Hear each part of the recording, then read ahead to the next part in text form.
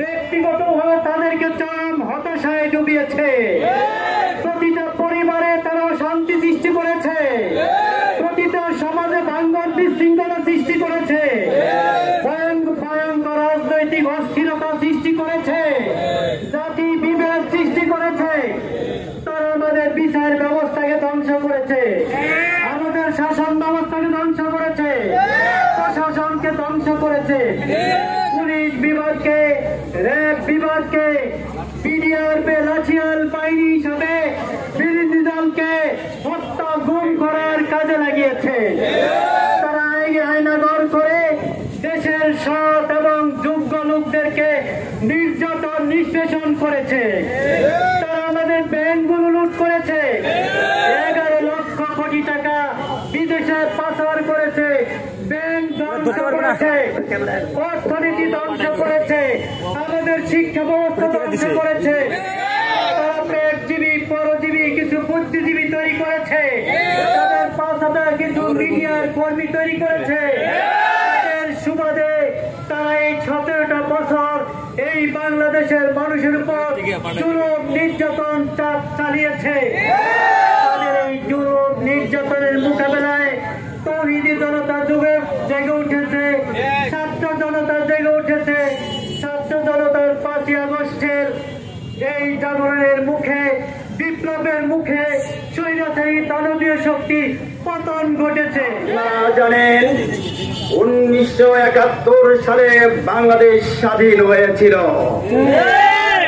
লক্ষ মানুষের জীবনের বিনিময়ে, এক সাগর রক্তের বিনিময়ে এদেশ স্বাধীন হয়েছিল। কিন্তু আমরা প্রকৃত স্বাধীনতা ভোগ করতে পারিনি।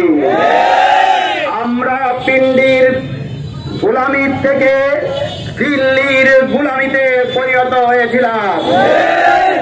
এক সাগর রক্তের বিনিময়ে এদেশের ছাত্র জনতার হাজার হাজার শহীদ হওয়ার বিনিময়ে, লক্ষ মানুষ আহত হওয়ার বিনিময়ে 2024 সালের 5ই আগস্ট আমরা আবার নতুন করে স্বাধীনতা পেয়েছি। সম্মানিত ভাইরা, আপনারা জানেন বাংলাদেশ আওয়ামী লীগ যারা দেশের স্বাধীনতার দাবিদার, তারা মূলত ভারতের দাবিদার। এদেরকে প্রত্যাখ্যান করেছিল জাতি, কিন্তু তারা আবার মাথায় পট্টি বেঁধে হাতে তসবি নিয়ে জাতির সাথে প্রতারণা করে ক্ষমতা এসেছিল ক্ষমাতে। তারা ক্ষমতা এসে কি করলো? সারা বাংলাদেশকে একটি অন্ধকার পুরীতে পরিণত করলো। জুলুম শাসনে তারা জাতিকে উপহার দিল, দুর্নীতিবাজ উপহার দিল, এদেশের মানুষের বুকে চেপে বসলো। আর এই নির্যাতনের প্রতিবাদে এদেশের লক্ষ কোটি ছাত্র জনতা জেগে উঠেছে, যার বিনিময়ে আমরা আবার স্বাধীনতা পেয়েছি।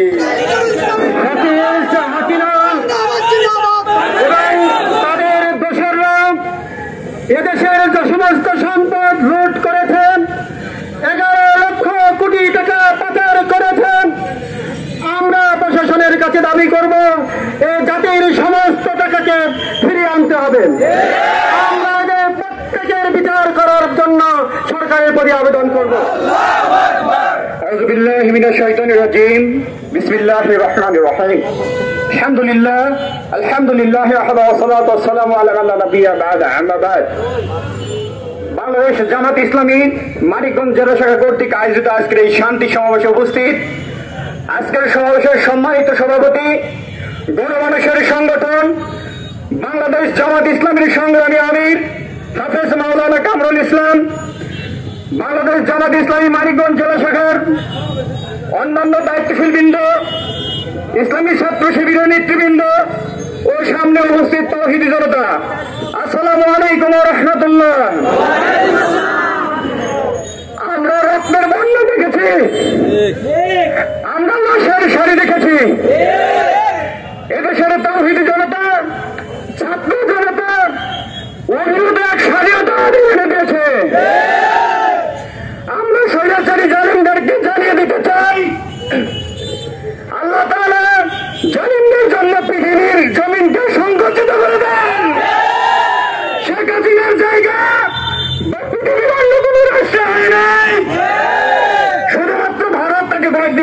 শিক্ষা দিয়েছে। এখান থেকে শিক্ষা নিয়ে যেতে পারে আমরা এক স্বৈরাচারকে বিদায় করেছি, আওয়ামী লীগের মতো দানবীয় শক্তিকে বিদায় করেছি। অন্য কোন স্বৈরাচার যদি মাথা ছেড়ে বেড়াতে চায় তাকে আমরা নির্মূল করবো ইনশাআল্লাহ। আমরা তারুণ্যের এই উচ্ছ্বসিত জনগণকে নিয়ে এই দেশটাকে করতে চাই। তাদের কাজ মিলিয়ে তাদের প্রাণ মিলিয়ে আমরা এই দেশটাকে করব। সম্মানিত উপস্থিতি, পরাজিত শক্তিরা এখনো থেমে নাই। তাদের ষড়যন্ত্রের প্রত্যেকটা দাবার চাল চলছে। আমরা প্রত্যেকটা জবাব দেব ইনশাআল্লাহ। আমাদের সবাইকে সচেষ্ট থাকতে হবে, আমাদের সম্প্রীতি বজায় রাখতে হবে। এই আওয়ামী লীগ তার দুঃশাসনের যে সমস্ত কর্মকাণ্ড করেছে সেগুলোর পুঙ্খানুপুঙ্খানু বিচার আমাদের ভূমিকা হবে ইনশাআল্লাহ।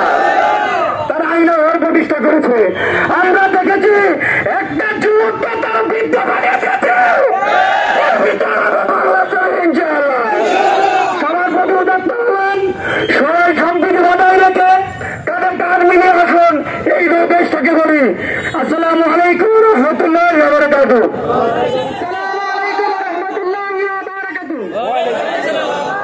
বাংলাদেশ ইসলামী ছাত্র শিবিরের পক্ষ থেকে নতুন বাংলাদেশের শুভেচ্ছা ও অভিনন্দন।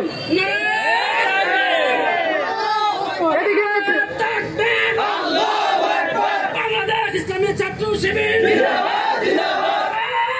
এদিকে ছাত্র শিবির যেমন ছাত্র জনতার প্রিয় সংগঠন তেমনই পরিণত হয়েছিল বিপক্ষের চক্ষুশূলে। বাংলাদেশ ছাত্র শিবির উপরে যেরকম জুলুম নির্যাতন অত্যাচার চলেছে, বাংলাদেশ এরকম বাংলার ঐতিহাসে কোন নির্যাতন চলে নাই। ভাগে ভাগে বাংলাদেশ ইসলামী ছাত্র শিবিরের জনশক্তিদের গুম, হত্যা, অপপ্রচার, তথ্য সন্ত্রাস চালিয়েছে।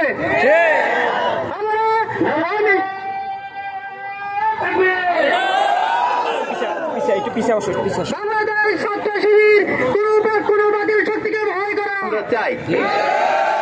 আর আইনটা হবে অবশ্যই আল্লাহর আইন। আমরা জানি বিগত 52 বছর যারা এই দেশটাকে শোষণ করেছে, বিগত 52 বছর যারা এই দেশটাকে শাসন করেছে, ওই জঙ্গলিরা ওদের জঙ্গলি আইন দিয়ে এই দেশটাকে শাসন করেছে। আপনারা যদি চিন্তা করেন, আপনি একটু দেখেন, আল্লাহর কোরআন বলছে চোরের আইন হলো হাত কেটে দেওয়া। আর এই চোরেরা সংসদে বসে যে আইন পাশ করেছে তাহলে চোরের মাত্র 3 মাসের জেল। আপনারা কি জানেন যে কেন এই কাজ তারা করেছে জানে যে ওরা যারা নাকি এই আইন তৈরি করেছে ওরা জানে যে আমরাই তো চোর, যদি হাত কাটা যায় তাহলে তো আমাদেরই আগে যাবে। এই জন্য চোরেরা হাত কাটা আইনটাকে রাখে নাই, রাখছে কি 3 মাসের জেল। সকলেই জানি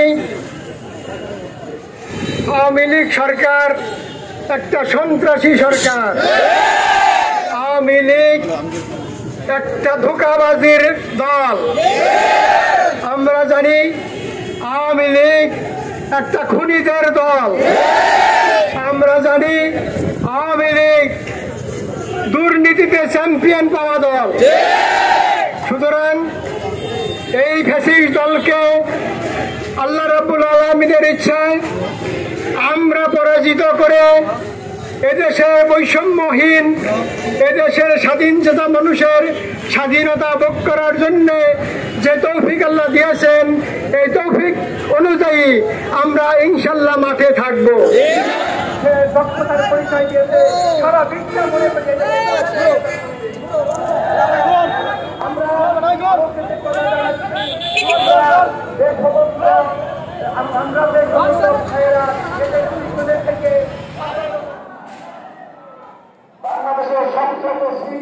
সামনে মৃত্যুদণ্ডের সামনে আমাদের অনেকাংশিত ভাবে কিছু ভাই অবস্থান করে। সম্মানিত তৌহিদি জনতা, সম্মানিত দেশপ্রেমিক জনতা, এই সরকার ক্ষমতায় আসা